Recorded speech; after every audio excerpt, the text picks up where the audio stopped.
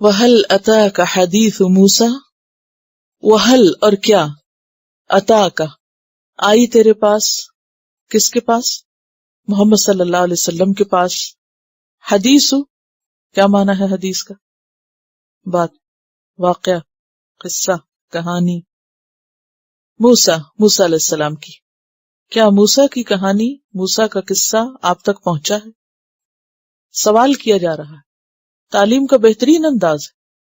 اللہ تعالیٰ یہ بھی تو کر سکتے تھے کہ ڈائریکٹ کہانی سنانا شروع کر دیتے، لیکن پہلے سوال کیا گیا تاکہ سننے والا متوجہ ہو. کہانی، واقعہ موسیٰ کا، ہاں کچھ پتا تو ہے یا نہیں پتا، تو پھر انسان اسی اعتبار سے آگے اس کو سنتا ہے.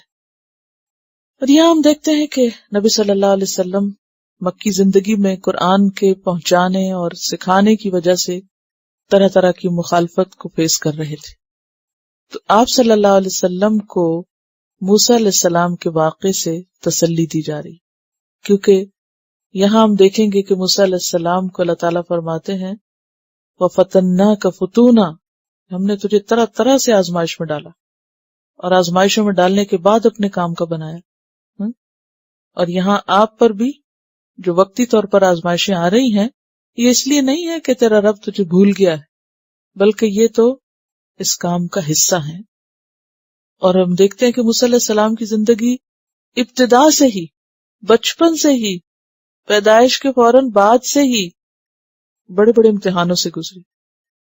زندگی کے آغاز میں بھی دریا سے گزرے، بغیر کسی انسانی سہارے کے، بغیر کسی ایسی کشتی کے جس کا کوئی ملاح ہو.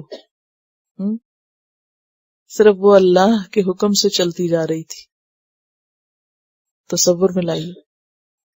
اور دشمنوں کے گھر میں پلتے ہیں، اور پھر جب مدین چلے جاتے ہیں اور کئی سال تک وہاں رہتے ہیں، اور پھر اس کے بعد جب فرعون سے نجات کے بعد موسیٰ علیہ السلام اللہ کے حکم سے عصا مار کے سمندر میں اپنی پوری قوم کو لے کے چل پڑتے ہیں. یعنی ہر موڑ پر شدید خطرات لاحق ہیں موسیٰ علیہ السلام کو، لیکن اللہ نے جب انہیں چن لیا اور انہیں اپنے کام کا بنایا تو کسی دشمن کو ان پر حملہ آور نہیں ہونے دیا، کوئی ان پہ غالب نہیں آ سکا.